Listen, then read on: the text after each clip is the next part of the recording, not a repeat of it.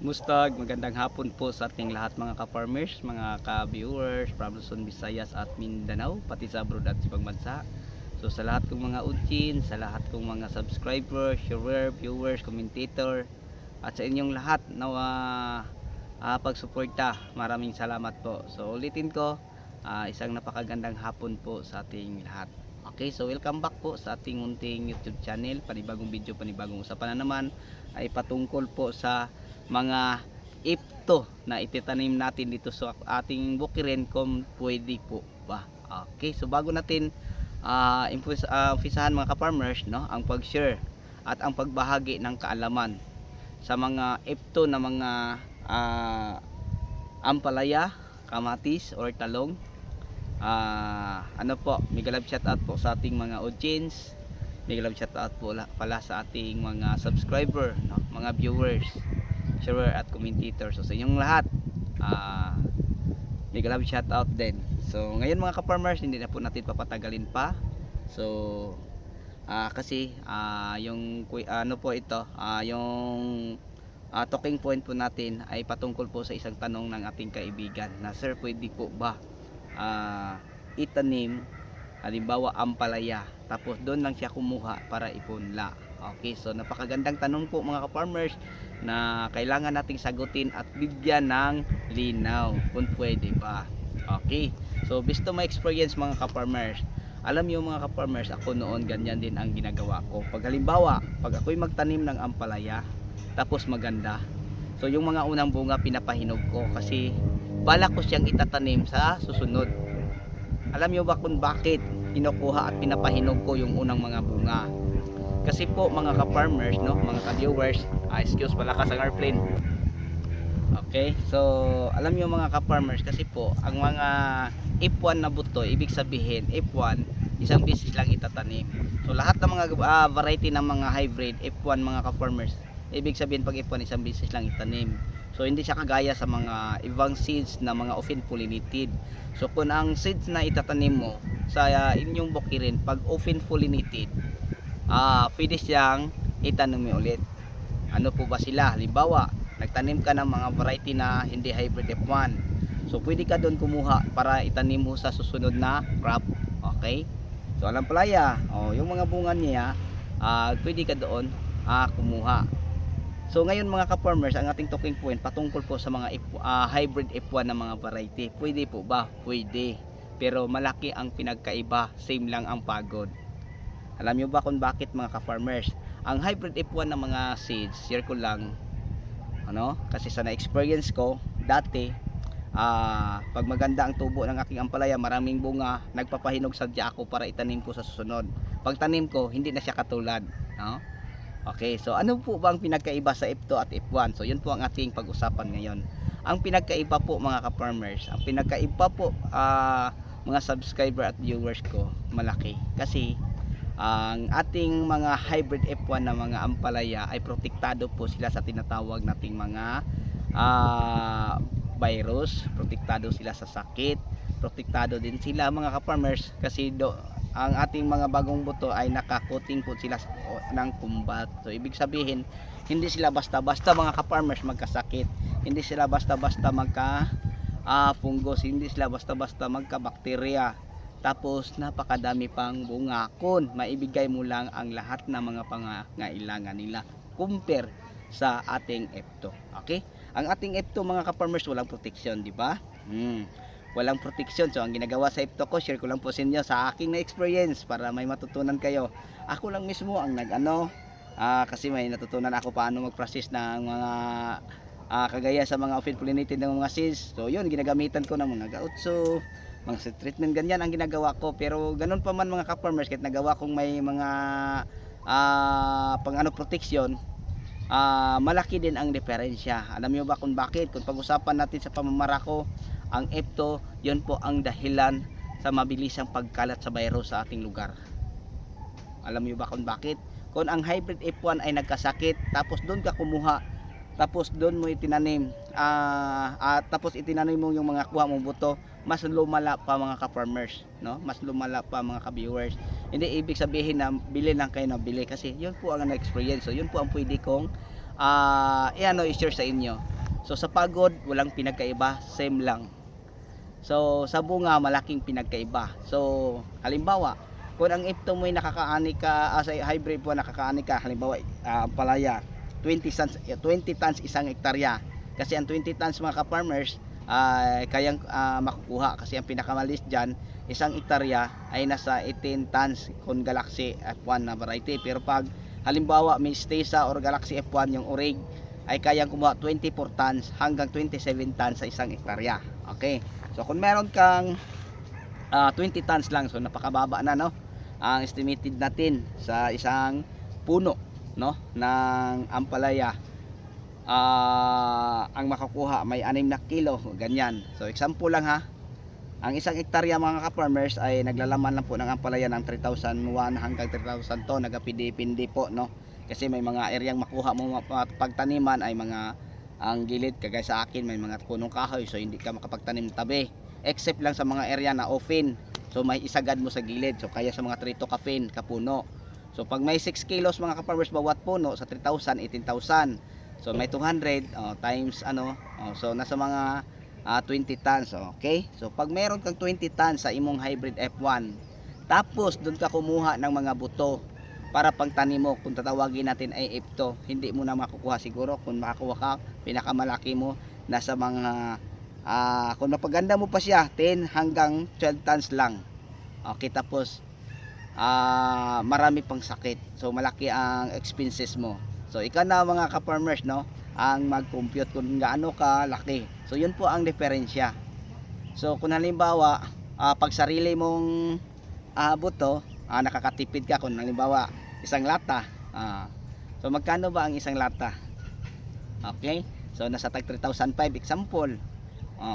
Tapos ang isang hektarya 6 na lata, so magkano ang natipid mo kung nangunguha ka na ng buto, kasi isang hektarya ang taniman nasa 3,000, so 6 na lata, so 6 na katag 3,500 is nasa 21,000. So ang isang hektarya 3,000 kapin makapuno, so nasa mga 22 ay ilan na natin, 24,000 ang sales. Tapos ang difference sa number of kilo, kung halimbawa 12 tons tapos 20 tons, 8 tons. Ang 8 tons mga ka-farmers, kung ang kilo ay tag 50, magkano na? Meron kang 8 tons tapos 400,000 tapos 24 lang, no? So yun po mga ka-farmers, napakalaki po ang diferensya. Kaya kung ako sa inyo, dahil sa mataas ng experience ko, pero sa akin to mga ka-farmers, may option tayo kung wala tayong budget pambili ng buto. Pero yun po, sayang naman kasi ang pagod natin same lang, walang pinagkaiba sa hybrid F1 at saka sa ating F2. Same lang ang pagod natin. Alam niyo ba bakit? Nagpusti ka, nagbalag, nagpapagapang, nagdilig ng fertilizer, ano ba nagagawin sa farm, ginagawa mo lahat na walang pinagkaiba sa pag-alaga mo sa F1 kaysa compare sa pag-alaga sa F2. Walang pinagkaiba, pero sa number of kilo malaki po, di ba? So kung halimbawa mga ka-farmers, maganda nasa 15 tons, ang F1 nakakuha 20, example lang, nasa 15, may 5 tons ang diferensya. Kung magkilo ng kahit tag 20 lang, 5 tons, tag 20, 100,000. Ang 100,000 mo, pag halimbawa kinabili ng buto, magkano lang nakuha? 24,000, may 76,000 ka pa. Tapos mag-additional pa sa number of kilo. Yan mga ka-farmers ang diferensya. Kaya kung ako pa sa inyo, kung pwede lang, share ko lang based to my experience, mag F1 na lang. Hindi ibig sabihin na parang tinutulungan natin ang company tapos napakamahal pa, hindi po mga ka-farmers. Sa akin lang experience, kasi alam niyo kung ilang taon ako sa F2. Kung halimbawa ay magtanim ako ng ampalaya, kung pinakamalaki ko 7.8 hectares, ang 4 na hektarya mga ka-farmers ay F2 lahat. Ang nasa 3 hectares mga ka-farmers ay mga hybrid, kasi dahil sa napakamahal ang buto, no? Isang bayad mo lang pagpunta sa tindahan, pag ampalaya 80,000 buto lang. Tapos kung tingnan natin pagkakamali, ang iba ay hindi pa sisibol. So ganyan ka sensitive, no, mga ka-farmers, ang pag-aalaga. So yun po mga ka-farmers, para makapagbigay ako ng idea sa inyo patungkol po sa F2 at saka F1. Kung pwede bang nating itanim, pwede, pero malaking pinagkaiba. no, sa F2 F1 sa number of kilo. Kaya nga ini-encourage ko kayo na mag hybrid F1 na lang compare sa F2. Kasi doon ko na experience na 3 hectares ko, ang bawat hektarya ay kumukuha lang mga ka-farmers, no. Yung 3.8 ko, share ko lang sa inyo, ang 3.8 ko ay naka 97 tons ako. So ibig sabihin mga ka-farmers, 97 tons sa 3.8. So nag-ano pa din ako, no, sa mga tag 23 tons bawat hektarya, no, 20 hanggang 24 tons. So malaki. Pero samantalang ang 4 hectares ko mga ka-farmers na F2, alam nyo 48,000 lang. 48,000 lang. So parang nasa kalahati, no? Parang nasa kalahati. So ang pag-alaga ay same lang, walang pinagkaiba. Tapos ang area isang buo lang na 7.8 hectares. So doon ko mga ka-farmers na pag-isipan na sa pagod at hirap, kasi napakahirap ang mag-farming, no? Walang pinagkaiba sa pag-alaga, pag-spray. Pag mag-spray ako sa hybrid F1, mag-spray din sa hybrid F2. Pag magpadilig ako ng fertilizer sa F1, ganun din sa F2. Pero ang number of kilo, kamusta? Malaki ang diferensya. Tapos marami pang punggos, no, ang F2 kasi hindi siya protektado laban sa mga fungus or mga virus. So yun lang po siguro, no, mga ka-farmers, mga ka-viewers, ang mai-share ko sa inyo sa hapong ito patungkol po sa isang tanong kung pwede ba nating itanim ang ating mga buto sa ating hybrid F1 na mga ampalaya na kinukuha natin. Pwede, pero malaking pinagkaiba.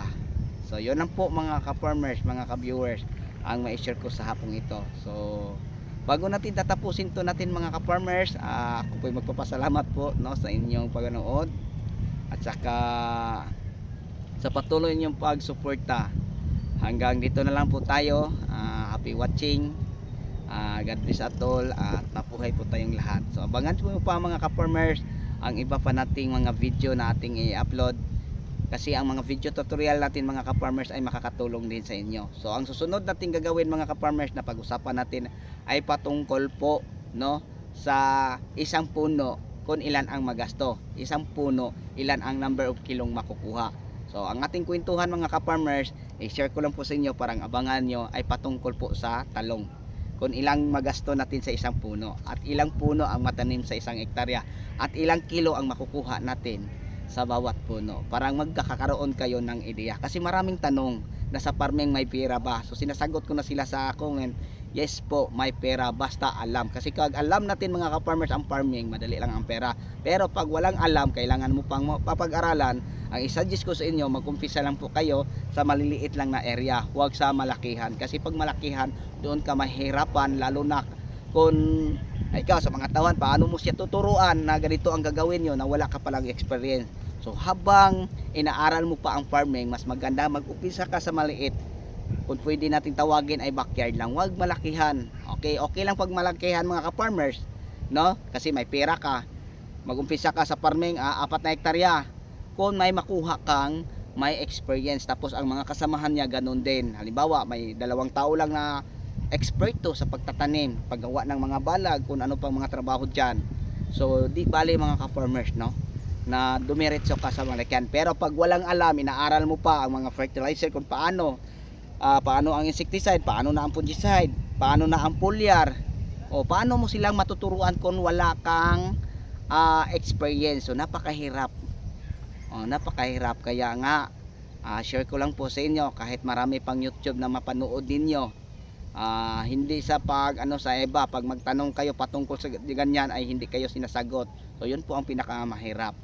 Okay, so sa atin mga ka-farmers, always welcome kayong lahat. Kung may mga tanong kayo, pag may time ako, sinasagot ko. So pasensya na po, no, sa ibang mga nag-comment na hindi natin nabigayan ng kasagutan ng kanilang mga tanong, kasi may nakalagay po sa ating automatic, kung halimbawa seryoso kang nagtanong, so mababasa ko. Pero pag halimbawa sinisiraan ko, automatic hindi ko mabasa, parang spam.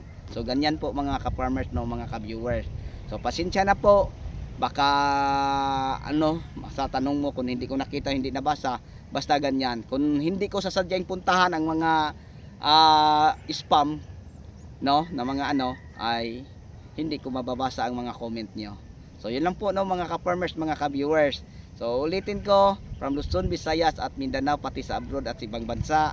Maraming salamat po sa inyong walang sawang pagsuporta at pagtuloy na pagsubaybay sa ating munting YouTube channel. So dahil po sa inyong lahat ay nasa 15k subscriber na po tayo at saka ang views natin ay 2 million kapin na. So maraming salamat po. God bless at mabuhay po tayong lahat. So abangan nyo lang no ang ating kwentuhan patungkol sa isang puno. Ilan ang magasto, isang puno, ilan ang number of kilong makukuha. So yun lang po, hanggang dito na lang. Ako na po magpapaalam.